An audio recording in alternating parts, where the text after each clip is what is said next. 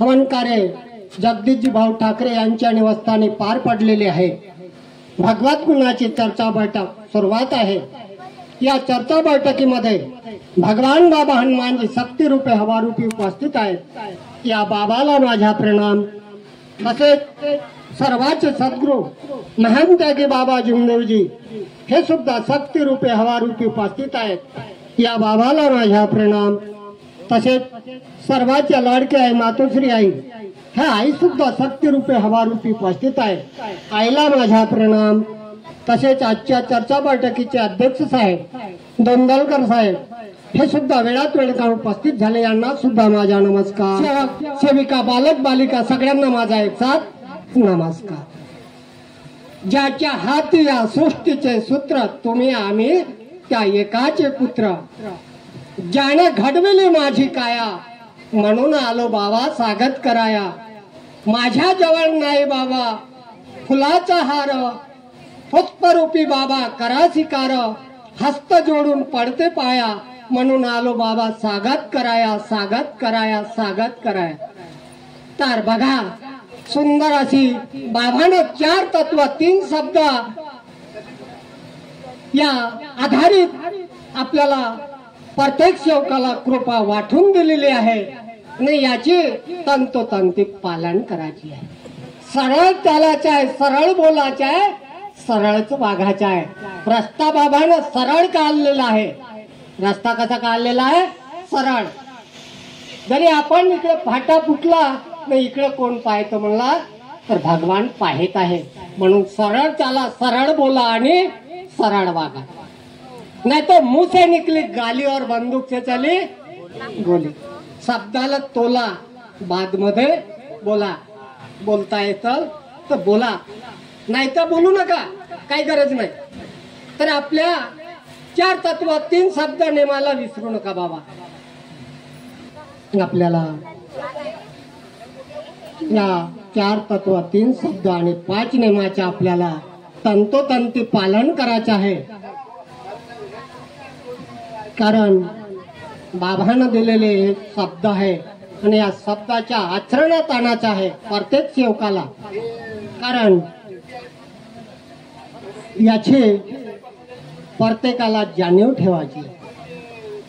तर नाही तर कसे चालतो न कसे बोलतो न कसे वागतो। काही काही सेवक मार्गात येऊन सुद्धा दारू पिले, पर त्याला आपण बोलवायला गेलतो का बाबा गेलते बोलवायला? ज्याची जर चांगल्यानं पुंगी वाजली असेल त्याला मार्ग कळेल, नाही तर कळणार नाही। असंही म्हणलं तरी काय हरकत नाही। नाही तर कोणी कोणाला बोलवायला जाते का? नाही। म्हणून छोटासा एक अनुभव देतो नाही का। शनिवार दिवस असताना ताई आज आमच्या मौल्यामध्ये देवी बसली आहे, तर आज उठणार आहे। तर बाईला तोरण घेऊन होत छान। तर बाई काय म्हणाली, आज चर्चा बैठक आहे लवकर आटपा। बाई चर्चा बैठक मध्ये का म्हणते, आज आमच्या घराजवळली देवी उठत आहे तर तुम्ही लवकर आटपा। बरोबर म्हणला काय हरकत नाही। तिकडं वाजा वाजनात चालू झाला सुरुवात। बाईला तरण घेणार सुरुवात आणि जशी काय प्रसाद चर्चा बैठक संपली, प्रसाद वाटणं सुरुवात झाली।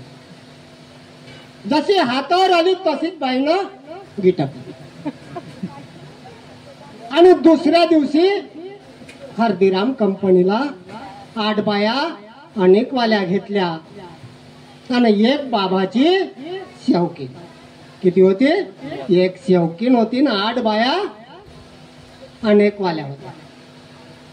जशी हल्दीराम कंपनीला जात नाही आले तिकडून टरकन दिली धडक। बाईची कंबर गेली, पर अनेक वाल्याला खरूज नाही आली। कशी राहिली हो बाई? त्या ठिकाणी 2 घंटे नाचली होती। किती घंटे?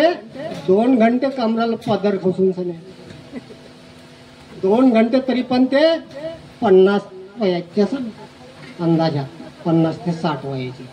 2 घंटे बाई नाचली आणि दुसऱ्या दिवशी हल्दीराम कंपनीला गेली न बाईची कमर लचकली. आता दुसऱ्या दिवशी